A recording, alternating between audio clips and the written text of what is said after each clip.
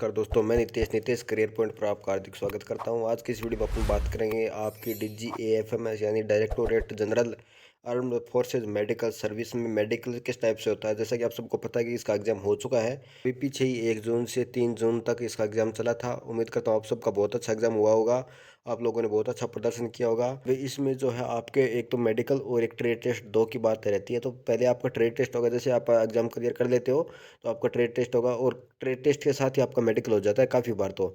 और कभी कभी 5-10 दिन का टाइम दे देते हैं, उसके बाद आपका मेडिकल करवाते हैं। तो अपन बात करते हैं कि मेडिकल में वो कौन कौन से मेजर पॉइंट्स है जो अपने को ध्यान रखनी चाहिए, जिनमें अगर किसी प्रकार की समस्या है तो उसका अपने को इलाज जल्द से जल्द करवाना चाहिए। और कौन सी ऐसी समस्या है, कौन से ऐसे मेडिकल पॉइंट्स है जो अगर ठीक नहीं भी करवाई या फिर है तो भी कोई दिक्कत वाली बात नहीं है। तो उसके बारे में अपन बात करते हैं। अपन शुरू से शुरू करते हैं, वीडियो को लास्ट तक देखिए। वीडियो पसंद आए तो लाइक कर देना, कुछ पूछना हो तो कमेंट कर देना, ज़्यादा से ज़्यादा वीडियो को शेयर करें और सब्सक्राइब करना बिल्कुल ना भूलें। मैंने एडी से लेकर चोटी तक एक एक पॉइंट क्लियर किया है। उम्मीद करूंगा कि आपको ये पूरा समझ आ जाए। फिर भी अगर कोई डाउट रह जाता है तो आप कमेंट कर देना, मैं आपको रिप्लाई कर दूंगा। जैसे आपका सबसे पहला पॉइंट है आपकी हाइट वाला, कि सर इसमें हाइट कितनी मांगते हैं। तो भाई इसमें हाइट का कोई इशू नहीं है, आपकी हाइट से कितनी भी हो कोई दिक्कत वाली बात नहीं है, जितनी भी है आपकी ठीक है। फिर आपका वेट का, तो वेट में आपको अगर ठीक ठाक है, जैसे आपकी हाइट है उस हिसाब से अगर आपका वेट है तो कोई दिक्कत वाली बात नहीं, मिनिमम 50 किलो होना चाहिए। अगर थोड़ा और कम है तो भी चल जाएगा, क्योंकि इसमें आप डिफेंस पर्सनल का एग्जाम नहीं दे रहे हो, डिफेंस सिविलियन दे रहे हो, तो कोई दिक्कत वाली बात नहीं है। लेकिन अगर बहुत ज़्यादा आप ऐसे उठ बैठ भी नहीं सकते और एक इतना पतले हो कि बस आप जी निकल जाएगा एकदम पूरी तरह से, इस टाइप से हो तो फिर आपको दिक्कत आ सकती है। आपको उस हिसाब से थोड़ा ठीक रहना पड़ेगा। तीसरी बात करते हैं आपकी चेस्ट की। तो चेस्ट इसमें आपकी मेजरमेंट होती ही नहीं है, ठीक है। कितनी भी हो आपकी चेस्ट कोई फ़र्क नहीं पड़ता। तो इस बात से आप बिल्कुल बिंदास रहिए। चौथी बात करते हैं आपकी बीपी की यानी ब्लड प्रेशर की। तो इसमें अगर आपका बीपी की प्रॉब्लम है तो आपको इसका सोल्यूशन करवाने की ज़रूरत है। इसका कोई कोई समाधान कीजिए आप। हालांकि वैसे कोई दिक्कत वाली बात नहीं, ज़्यादा डीपली वो लोग चेक नहीं करते, लेकिन जिस टाइम वो चेक आप डॉक्टर से चेक करो तो उस टाइम आपको अपना जो दिमाग है वो शांत रखना है, एकदम नॉर्मल रहना है, रिलैक्स रहना है, ताकि वो डिटेल में आपको ना हो बच सको और आपको मेडिकल पॉइंट ना मिले, ठीक है। अगली बात करते हैं कलर ब्लाइंडनेस की। तो कलर ब्लाइंडनेस से वैसे इसके काफ़ी सारे इलाज चल गए आजकल तो अगर आप इलाज करवा सकते हो तो ठीक है। बाकी अगर इलाज नहीं करवाया आपने और आप चश्मा वगैरह लगा के रखते हो, मेरे साथ आपको किसी भी प्रकार प्रकार की कोई दिक्कत नहीं होती है तो ठीक है, कोई दिक्कत वाली बात नहीं है। अगली बात करते हैं टीथ की, कि दांत निकला हुआ है या टूटा हुआ है तो इसमें आपको किसी भी प्रकार की कोई दिक्कत नहीं है। आपके दांत कैसे भी हो, बस मतलब हेल्दी होनी चाहिए जितने भी हो, बाकी कोई दिक्कत वाली बात नहीं है। चलिए अगली स्लाइड पर चलते हैं। अगला जो पॉइंट है वो है आपका कानों का, कि सर इसमें कानों में कोई दिक्कत है, कानों बह रहे हैं या फिर कानों में मवाद निकलता है या ऑपरेशन करवाए किसी भी तरीके से या सुनाई नहीं देता है, तो उसका क्या इलाज है। तो इसमें अगर आपको सुनाई नहीं देता है या मवाद निकल रहा है किसी भी तरीके से, तो आजकल कानों का इलाज काफ़ी ज़्यादा होता है। हालांकि पहले तो ऑपरेशन से चीर फाड़ करना पड़ता था, लेकिन आजकल तो लेजर से सारी चीज़ें होती है। तो इस टाइप की अगर आपको कोई दिक्कत है तो आपको मेडिकल में प्रॉब्लम आ सकती है, तो आप इसका ऑपरेशन करवा लीजिए। ऑपरेशन अगर आप करवा लेते हो उसके बाद आपको ठीक हो जाता है तो कोई दिक्कत वाली बात नहीं, आपको मेडिकल में फिट नहीं करेंगे। लेकिन अगर दिक्कत है लगातार और आपने इलाज नहीं करवाया तो आपको निकाल देंगे। तो इस चीज़ का आपको खास ध्यान रखना पड़ेगा, कानों को आपको सीरियस लेकर चलना पड़ेगा। अगली बात करते हैं डायबिटीज़ की। तो अगर आपको शुगर या डायबिटीज़ जैसी कोई बीमारी है तो इसका आपको ध्यान रखना पड़ेगा, क्योंकि ये आपके सिर्फ जॉब लगने के लिए नहीं, लाइफ में भी बहुत ज़्यादा इंपॉर्टेंट है। कि अगर ये बीमारी लंबे टाइम तक रहती है तो आपके शरीर को अंदर से खोखला कर देती है, तो इससे आपको बचकर रहना है। और अगर आपको ये बीमारी है तो धीरे धीरे इसका इलाज करवाइए। अगली बात करते हैं कैरी एंगल की। तो कैरी एंगल इसमें आपका चेक होता ही नहीं है, तो ये आपका एंगल कितने का भी हो। इसमें कैरी एंगल में दो होते हैं, एक तो क्यूबिटस वायरस होता है और एक होता है वेलगस है। दोनों में फ़र्क क्या होता है, जैसे आप एक तो आप एल दोनों हाथ से दिया करते हो तो आपकी एल्बो बीच में से यहाँ से टच हो जाती है, तो यह तो होता है आपका वेलगस में।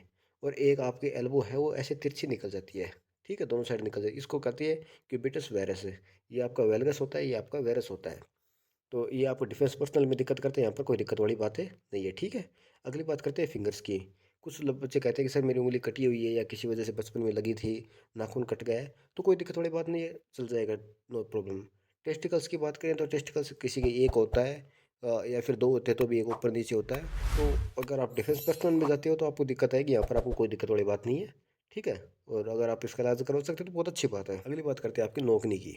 तो अगर आपको नोकनी है तो कोई दिक्कत वाली बात नहीं है, चल जाएगा, ठीक है। ज़्यादा इसमें घबराने वाली बात नहीं है। हालाँकि आजकल ये ठीक भी हो जाता है, आप फिजियोथेरेपी से या फिर थोड़ी-सी प्रैक्टिस करोगे 5-4 महीने, तो इसमें आपको ठीक भी कर सकती हो। जैसा कि आप सबको पता है कि हम डिफेंस सिविलियन के लिए एक बैच चलाते हैं। डिफेंस में ग्रुप सी की कोई भी एग्ज़ाम हो, चाहे आपकी एलडीसी हो, मेस हो, एमटीएस हो, कारपेंटर हो, कुक हो, स्टोर कीपर हो, चाहे किसी भी पोस्ट के लिए आपने आप अप्लाई किया हो, और अगर आप रिटर्न में गारंटी से सिलेक्शन लेना चाहते हो, तो आप हमारा पेड बैच ज्वाइन कर सकते हो।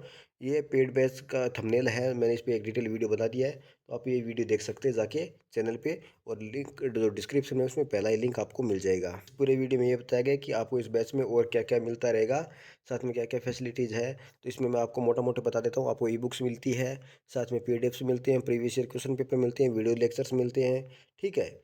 और हर सब्जेक्ट के मिनिमम 5 से 10 7 टीचर मिल जाते हैं। तो अगर आपको किसी एक टीचर का समझ नहीं आता है, तो आप दूसरे टीचर से भी पढ़ सकते हो, तीसरे से, चौथे से, पाँचवें से। जैसे आपके मैथ्स है, तो मैथ्स के 5 टीचर हैं, हिंदी के 5 हैं, इंग्लिश के 5 हैं, जीके के 5 हैं, ठीक है। तो ये आप लोगों के लिए एक अच्छी बात है कि कभी कभी क्या होता है ना, कि किसी टीचर को अपने को समझ नहीं आता है, कोई टीचर बहुत ज़्यादा आलसी होता है, तो उस टाइप से अपने को कोई दिक्कत है नहीं। इसमें अपने वो सोल्यूशन भी कर दिया है। साथ ही मैंने इस वीडियो में ये भी बताया कि किस पोस्ट पर क्या काम करना होता है डिफेंस सिविल में। एलडीसी का मैंने बताया, एमटीएस, कुक, कारपेंटर है, हाउस कीपिंग स्टाफ है, मेस स्टाफ है, और स्टोर कीपर, इन सब का मैंने एक एक करके बताया, बहुत सारे पोस्ट का। तो आप वो देख लीजिए। और अगर आप ये बैच ले लेते हो, तो रिटर्न की गारंटी आपकी मैं लेता हूँ। आपको रिटर्न के लिए बिल्कुल भी टेंशन लेने की जरूरत नहीं है, वो जिम्मेदारी आप मुझ पर छोड़ दीजिए। आपको रिटर्न क्लियर करवाने की जिम्मेदारी मेरी बन जाती है। अगली बात करते हैं आपकी पाइल्स की। तो पाइल्स की अगर आपको समस्या है या बवासीर है, तो आपको इसका इलाज करवाना चाहिए, क्योंकि अगर वहाँ पर आपको मेडिकल में इसके अगर पकड़े जाते हो, आपको इस टाइप की कोई बीमारी है, तो वो आपको निकाल देंगे, क्योंकि ये बहुत खतरनाक बीमारी है पाइल्स एक। ये कैंसर जैसी ही बीमारी है, तो इसको अपने को ठीक करवाना बहुत ज़्यादा ज़रूरी है, वरना ये आपको धीरे धीरे अंदर से पूरी तरह खत्म कर देगा। अगली बात करते हैं अपने फ्लैट फुट की। तो अगर आपको फ्लैट फुट जैसी कोई समस्या है, तो इसको ठीक करवाने की कोई ज़रूरत है भी नहीं वैसे, क्योंकि फ्लैट फुट को जनरली अगर पूरी लाइफ में अपने को कहीं कोई दिक्कत नहीं आने वाली। ये तो एक मेडिकल पॉइंट होता है, वहाँ से निकाल सकते हैं। हालांकि डिफेंस में तो निकालते भी नहीं है, डिफेंस पर्सनल में निकालते हैं।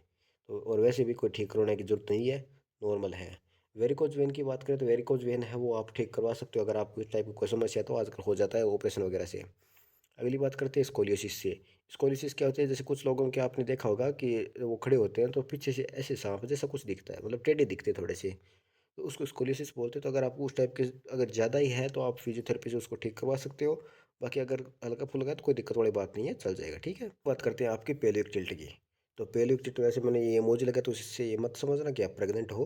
लेकिन पेलिक टिल्ट क्या होता है ना, कुछ लोगों को मतलब कमर है वो आगे की तरफ बहुत ज़्यादा होती है, उनको पेट बढ़ा हुआ नहीं होता है, फिर भी उनकी जो फिगर है वो कुछ इस टाइप से दिखता है। यानी कि वो पेट हल्का सा होता है, लेकिन फिर भी बहुत ज़्यादा दिखता है, क्योंकि उनकी जो कमर है वो इस टाइप से आगे की तरफ होती है। तो अगर आपको वो दिक्कत है, तो इसमें ज़्यादा ठीक करवाने की जरूरत नहीं है। अगर आप चाहते हो, तो फिजियोथेरेपी से ठीक भी हो जाएगा, ताकि आप सुंदर भी दिखो, क्योंकि अगर इस टाइप की समस्या और आप थोड़े से भी मोटे हो जाते हो, तो बहुत ज़्यादा भद्दे भी दिखते हो, ठीक है।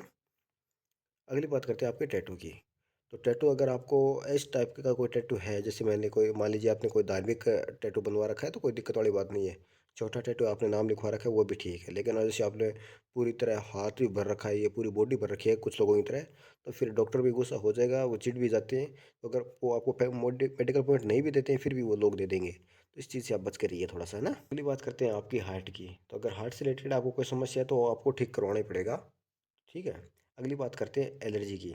अगर आपको किसी भी टाइप की एलर्जी है, जैसे किसी को पानी से एलर्जी होती है, किसी को अगर धूल फूस से एलर्जी होती है, किसी को किसी जगह से एलर्जी होती है, तो वो आपको ठीक करवाने की जरूरत है। एलर्जी, हालांकि इसका कोई मेडिकल साइंस में कोई परमानेंट सोल्यूशन तो है नहीं। लोगों की क्या ना, कि कभी कभी जगह चेंज करने से या पानी चेंज करने से अपने आप ठीक हो जाती है, 6 सालों पुरानी हो, पहले ही आपको रिजेक्ट कर देते हैं।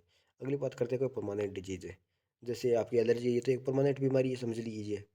या फिर कोई इस टाइप की बीमारी जो आपको हमेशा रहने वाली है, और जिसका सॉल्यूशन बहुत कम चांस में होता है, जिससे आपका काम अफेक्टेड होता है, जिससे आपके काम में परेशानी होती है। अगर आपको इस टाइप की कोई बीमारी है, तो आप उससे बच के रहिए। अगली बात करते हैं कि आपका मेडिकल होता कहाँ पर है। बता देता हूँ, जो आपका मेडिकल होता है, वो आपका डीएचपी होता है, जो आपका डिस्ट्रिक्ट हॉस्पिटल होता है। आपके ज़िले में जो भी सरकारी हॉस्पिटल होता है, उसमें आपको भेज दिया जाता है। होता क्या है ना, कि जैसे आपका स्किल टेस्ट होगा, क्लियर हो जाता है, तो आप उसके बाद आपको वो एक प्रिंट आउट भेज देंगे, एक पेज, ठीक है। उसमें बीमारियाँ लिखी होगी आगे ऐसी इस टाइप से, और यहाँ पर आपको यस या नो लिखा हुआ आएगा। तो डॉक्टर आपको चेक करेगा, उसमें यस अगर कोई बीमारी है तो ठीक है, नहीं है तो नो कर देगा, ठीक है। और नीचे अपने जो साइन और मोहर मार के वो आगे भेज देगा, वो भेजना तो आपको ही पड़ेगा। तो इस टाइप से आपका होता है। कभी कभी वो लोग खुद भी कर लेते हैं मिलिट्री हॉस्पिटल में, लेकिन मिलिट्री हॉस्पिटल में एमएच में बहुत कम होता है, ज़्यादातर आपका डिस्ट्रिक्ट हॉस्पिटल में होता है। उम्मीद करता हूँ आपको सारी चीज़ें समझ आ गई होगी। फिर भी नहीं आता है तो आप कमेंट कर देना। वीडियो पसंद आए तो लाइक कर देना, कुछ पूछना हो तो कमेंट कर सकते हो। वीडियो को ज़्यादा से ज़्यादा शेयर करिए और सब्सक्राइब करना बिल्कुल ना